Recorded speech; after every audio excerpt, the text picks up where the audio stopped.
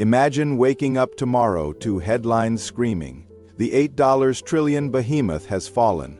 The markets freeze, banks lock their doors, governments scramble, and ordinary people, millions of them, watch their savings vanish in an instant. This isn't science fiction, it's the shadow of history, because centuries ago, a company existed that was so powerful, so wealthy, and so deeply embedded in the machinery of global trade that its collapse could have shattered the world overnight. Picture combining the total market value of Apple, Microsoft, Amazon, and Saudi Aramco. Now multiply that wealth several times over. You are still not close to the value, in today's money, of a single corporation born. In the 17th century, this is not a tale of Silicon Valley. It is not a story of oil barons or banking dynasties. This is the hidden history of the Dutch East India Company, the VOC, a enterprise that did not just participate in the global economy, it invented the very rules we still live by. And its shadow, a 400-year-old ghost of capital and power, may be the unseen fault line in our modern financial world. Our story begins not in boardrooms, but on the knife's edge of survival. It is 1580, on the Iberian Peninsula. Spain has just absorbed Portugal in a dynastic union. Overnight, the two greatest naval empires of the age become one. Their combined territories stretch from the Americas to the coast of Africa, deep into the spice-rich islands of Asia, for the rebellious provinces of the Netherlands. Locked in a desperate 80-year war for independence from Spain, this is an existential threat. They are surrounded, outgunned, and outmanned. The Dutch realized they could not win with cannons and cavalry alone. They needed a new weapon. Their ingenious, terrifying creation was not forged from steel, but from parchment and promise. They weaponized capital itself.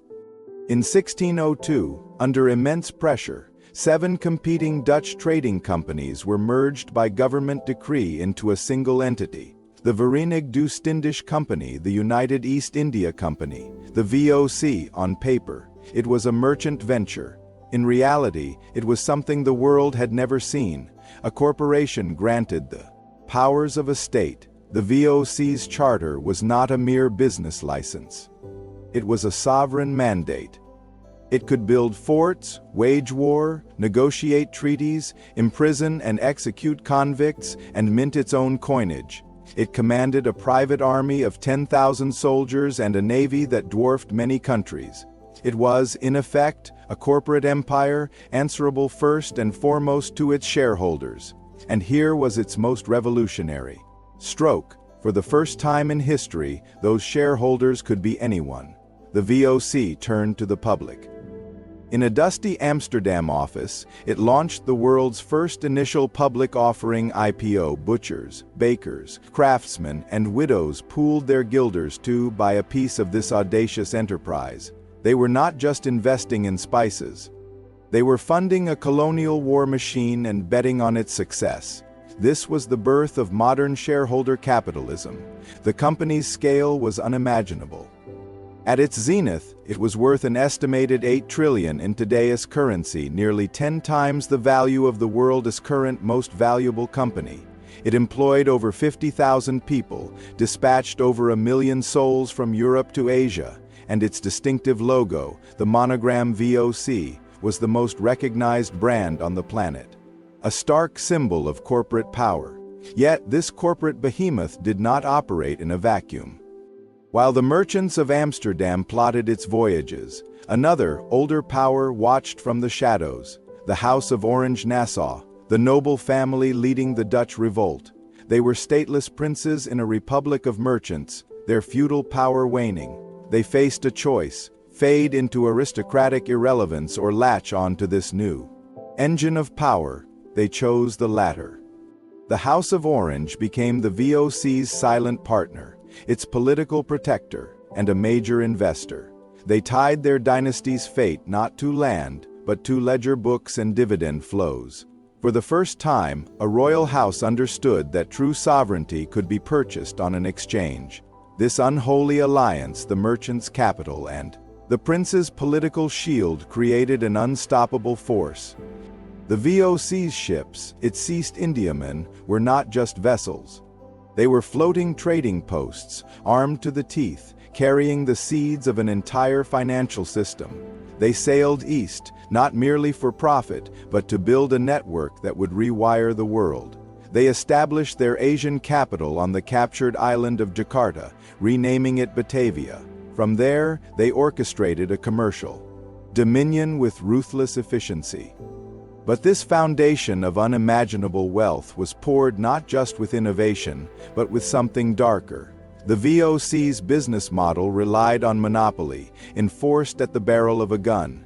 Its first major atrocity serves as a grim template in the Banda Islands, the only source of the immensely valuable nutmeg. The local population resisted the VOC's demand for exclusive trade. The company's response was annihilation. Dutch forces systematically killed, enslaved, or exiled nearly the entire indigenous population, around 15,000 people. The islands were then repopulated with Dutch planters using slave labor.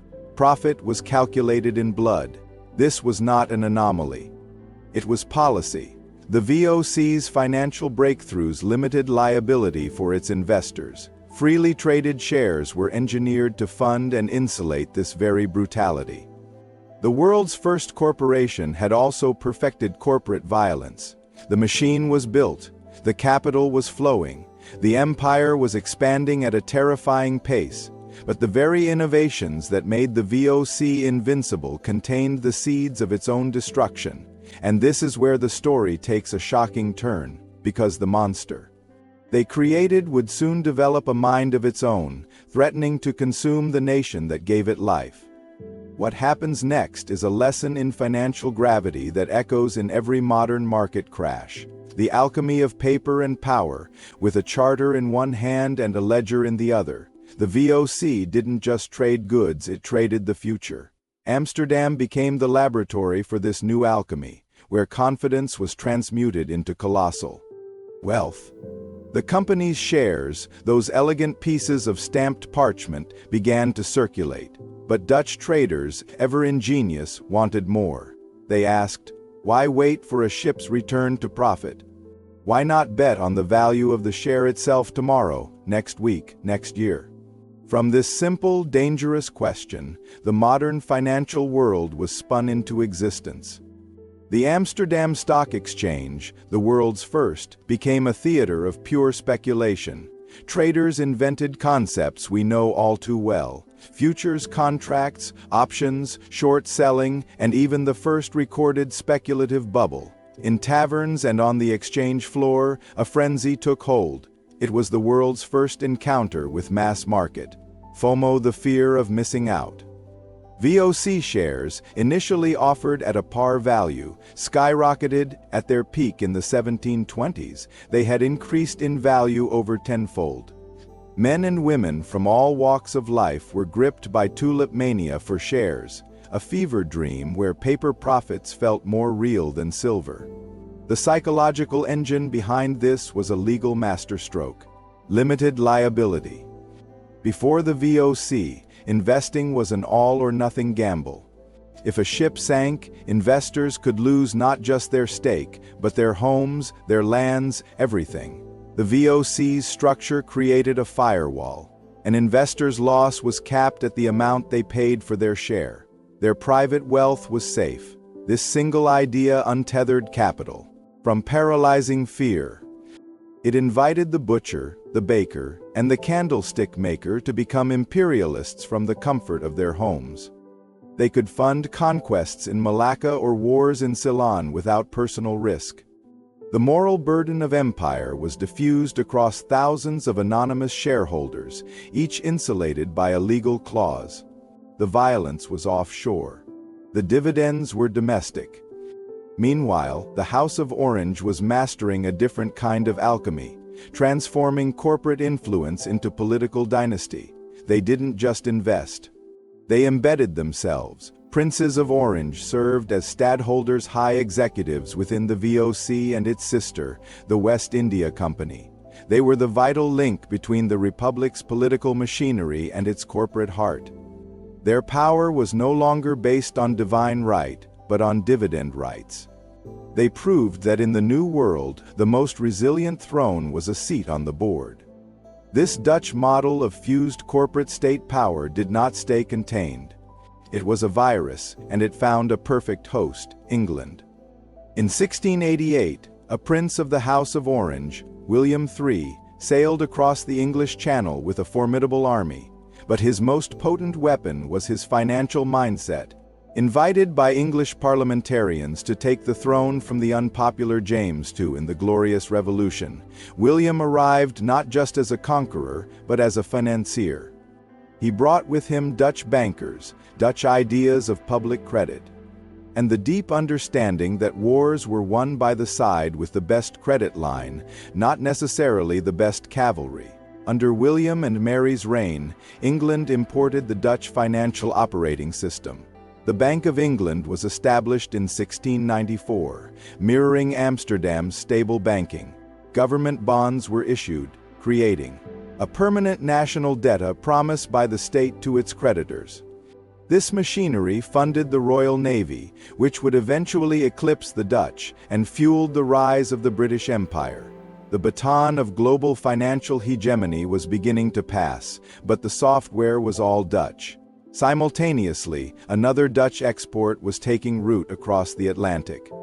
Years before William landed in England, a Dutch ship, the Have-Main Half-Moon, had explored a river around a wooded island the Lenape people called Mannahatta. In 1624, the Dutch West India Company founded New Amsterdam on its southern tip. This was not a sleepy colony. It was a commercial outpost designed for profit. Its streets were laid out for trade, its laws enforced contracts, and its culture was pragmatically diverse, all to facilitate business. When the British seized it in 1664 and renamed it New York, they didn't dismantle this engine. They kept its legal frameworks, its mercantile spirit, its DNA of hustle. The bedrock of what would become the world as financial capital was poured by Dutch engineers of capital. The blueprint was now global. From the canals of Amsterdam to the halls of Whitehall to the budding streets of Manhattan, the invisible architecture of modern finance was settling into place. But the very entity that designed this system was rotting from within. The monster was turning on itself. And most people never hear the next part, the part that reveals the true, terrifying cost of building a world on paper promises and unchecked power. For nearly 2 centuries, the VOC was a colossus, seemingly eternal. Its dividends flowed, its fleets dominated, its name commanded. But by the mid-1700s, a slow, silent cancer was metastasizing within its structure. The company that invented corporate governance was being killed by corporate corruption. The relentless pressure to deliver shareholder returns, quarter after quarter, decade after decade, created a culture of brutal short-termism and institutionalized greed. In Batavia and other distant posts, VOC officials found themselves oceans away from oversight. Salaries were modest, but the opportunities for personal enrichment were astronomical. They engaged in private trade on the side, siphoning off company profits. They accepted bribes, manipulated supply, and created shadow networks of kickbacks. The line between the VOC's treasury and an employee's private coffers blurred into obscurity. Internal audits were feeble. Accountability was a myth. The company's own bureaucracy became a kleptocracy, a parasite feeding on the host it was supposed to serve. Furthermore, the VOC's greatest strength, its sovereign powers, became a catastrophic liability. Maintaining a private army and a global network of forts was staggeringly expensive. Wars with the English and local kingdoms drained reserves. The dividend, that sacred promise to shareholders, was now being paid not from genuine profit, but from borrowed capital. The company was taking out new loans to pay old investors, a pyramid scheme on an imperial scale. The financial innovations it pioneered were now being used to hide its insolvency. Competition also intensified. The British and French East India Companies, learning from the Dutch model, became leaner, more aggressive rivals. They eroded the VOC's monopolies. The world, too, was changing. The Enlightenment fostered ideas of free trade, challenging the very concept of the state-sponsored monopoly the VOC embodied. The model was becoming obsolete, but to understand its fall, we must stare unflinchingly at the human cost that fueled its rise. The VOC's financial genius was the engine. Colonial atrocity was the fuel. The Banda Islands massacre was just the beginning. In 1623, on the island of Ambon, the VOC tortured and beheaded 20 men, 10 English traders, 10 Japanese mercenaries, and a Portuguese on dubious suspicions of conspiracy. The Amboina massacre was a stark declaration that the corporation would use extreme violence to protect its market share. Perhaps most chilling was the 1740 Batavia massacre, fearing a revolt by the wealthy Chinese community it relied upon but also resented. The VOC's regime in Batavia spread rumors of an uprising. It sparked a pogrom. Dutch soldiers and mobs slaughtered over 10,000 Chinese men, women, and children over several days. The Governor-General later coolly reported the event and its impact on the spice price. Human life was a line item. This was the VOC's operational reality. A relentless system of forced cultivation, punitive expeditions, slavery, and ethnic cleansing. Its logistical marvels, the ship schedules, the warehousing, the global communications were in service of this extraction. The dividend that thrilled a housefrau in Harlem was subsidized by the suffering of thousands in Java and Ceylon. The firewall of limited liability didn't just protect investors' wealth. It insulated their conscience. By the 1790s, the hollowed-out shell could no longer stand. Crippled by debt, corruption, and military overreach, it was effectively nationalized by the struggling Dutch state in 1796 and formally dissolved in 1800. The world's first mega-corporation was dead. Its physical assets, the ships, the forts, were sold off, but its true legacy was intangible and far more durable. The company died, but its ghost did not. In fact, it grew stronger. The next part might completely change how you see the global economy today. Because the VOC's most powerful inventions didn't perish, they evolved, shape-shifting into the very institutions that govern our lives, and creating a new kind of invisible, stateless power that poses a silent threat to us all. The invisible crown and the $8 trillion shadow. The Dutch East India Company is gone, but walk through the canyons of Wall Street, track the flow of capital through London City, or examine the legal structure of any modern multinational, and you will see its ghost in the architecture. The VOC did not fail. It simply completed its prototype phase. Its core operating system, the fusion of state power and private capital, the legal shielding of investors, the speculative markets, the global supply chain, was successfully rebooted into the modern world. Today, the Netherlands is no longer a naval empire, but it is a formidable financial empire. It is a conduit, a nexus where global capital flows with ease. It consistently ranks as one of the world's largest sources and destinations for foreign direct investment, with trillions of euros flowing in and out. How does a nation of 17 million people wield such outsized influence? Through the sophisticated financial and legal infrastructure that is the direct descendant of the VOC's innovations. Its network of tax treaties, its advanced banking, its corporate-friendly laws make it a preferred home for corporate shells and holding companies. It is the world's ultimate conduit country, and the blueprint was drawn in the 17th century. And what of the House of Orange? The dynasty survives, its crown now constitutional, its power ceremonial, or so it seems. Their wealth, managed through intricate trusts and foundations, remains woven into the fabric of Dutch industry. They are symbolic figureheads, yet their historical role cemented the partnership between the Dutch throne and corporate capital, a model that subtly persists in boardroom connections and policy alignments. More overt are The corporate titans that carry the VOC's DNA consider Royal Dutch Shell now simply Shell. Born from the 1907 merger of a Dutch and a British company, its very name echoed the VOC's royal charter. It became a global energy sovereign, its power and reach rivaling nations. Look at ING Group, a financial giant rooted in Dutch banking tradition. These entities do not have private armies, but they command economic influence that shapes geopolitics, topples governments, and dictates policy. They are the spiritual successors to the corporate state hybrid. This brings us to the profound and unsettling question posed by this 400-year story: who governs the giants?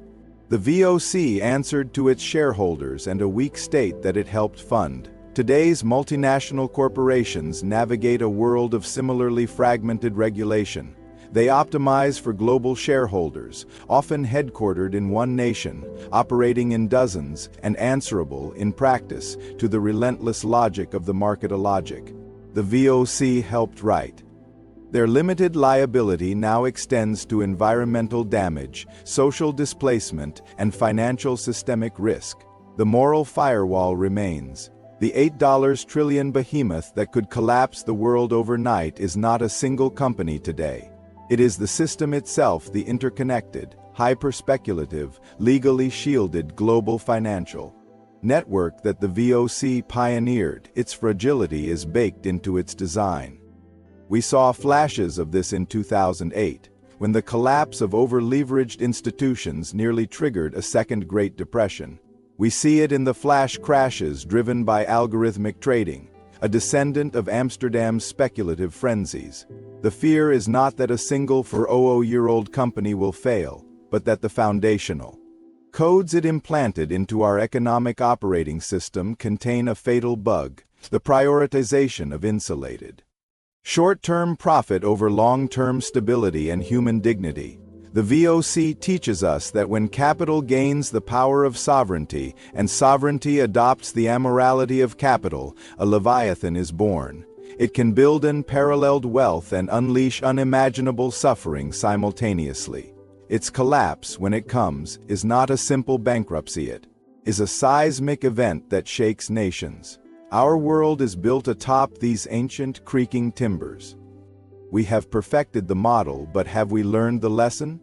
The silent Leviathan never really died. It just learned to live without a flag, without a fleet, invisible in plain sight, embedded in the very code of our civilization. If you followed this journey into the deep roots of power and capital, you've seen how history's shadows stretch into our present. This is the mission of Economic Tales: to uncover the hidden architectures of money and power that shape our lives.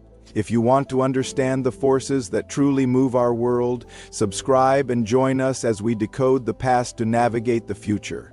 The next story might just change how you see everything.